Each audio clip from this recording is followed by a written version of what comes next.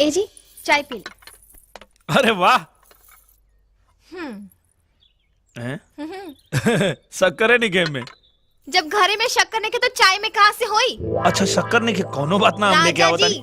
तोहरा घर में दाल चावल साग सब्जी कुछो नहीं खे। अरे रानी जी तो हम सब लेके आ जाता नहीं। हमू चलब तोरा संगे। चला ठीक बा हम साड़ी बदल के आवत है। अब साड़ी बदलबू तो यही साड़ी में चलब। तो का खराबी बा ये साड़ी में? तोहरा ना बुझाई। गई एक घंटा का कहला? अरे तो थोके कहाँ कुछ ना। ठीक बा अब तू ही जा हम ना जाए। अरे सुनो ना नाराज काहे होता रू? हम तोके कुछ ना करनी है जा पहले। ना राजा जी अब तू ही जा हम ना जाए तोरा संगे। अरे सुनो ना अब तू चलबू तो कुछ तोके लेवे करे तो तू ले लेबू ना। हाँ हमरा लगे साड़ी नहीं के चूड़ी नहीं के पायल नहीं के बिंदी नहीं के और मेकअप के सामान भी लेवे के बा। ठीक बा हम फटाफट रेडी हो क्या बतानी। आई आई सब्जी ली। टमाटर का भाव बा? 40 रुपया किलो। कितना चाहिए? 40 रुपया? 2 दिन पहले तो 25 रुपया रहे अब 40 रुपया हो गए। अरे काजल का मोल भाव कर दारू ले ला जितना लेवे के बाद छोड़ा। काहे छोड़ी जी पैसा का फ्री में आवता हम तो 25 रुपया किलो लेब। कम ना होई। अरे जवन लेवे के बाद ले ला छोड़ा ना 10 रुपया ज्यादा ले ले से इनकर महल पिटाई ना 10 रुपया ज्यादा देले तो महल बिकाई ले ला। ए जी एमे तो खाली 100 रुपया बा। एमे तो खाली टमाटर आई हमार टिकली पाउडर कैसे किनाई? अरे 100 रुपया बात आज टमाटर है न किनाई टिकुली गाजर कहाँ से ले आई? अब कैसे टिकुली गाजर अब कैसे टिकुली गाजर अब कैसे टिकुली गाजर पाउडर किनाई हो। अब कैसे टिकुली गाजर पाउडर किनाई हो। घटल बा कमाई भैया घटल बा कमाई बढ़ल जाता महंगाई हो। घटल बा कमाई बढ़ल जाता महंगाई हो। घटल बा कमाई बढ़ल जाता महंगाई हो। घटल बा कमाई भैया।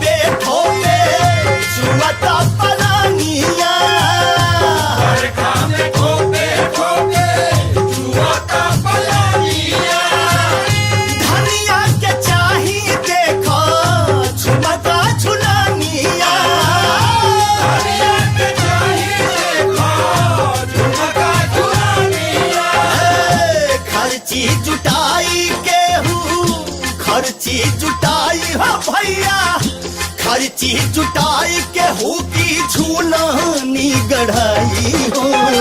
घटल बा कमाई भैया घटल बा कमाई बढ़ल जाता महंगाई हो। घटल बा कमाई बढ़ल जाता महंगाई हो। घटल बा कमाई भैया।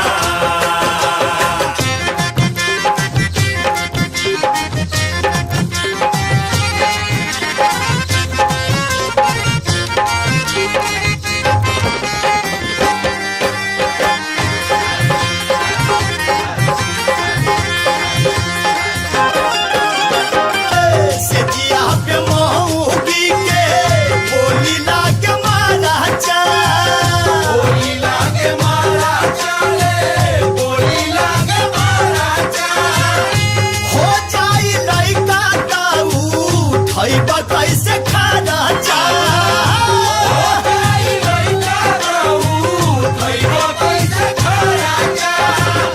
कहिया ले रात केहू कहिया ले रात केहू कहिया ले रात केहू सुखाने बिताई हो। घटल बा कमाई भैया घटल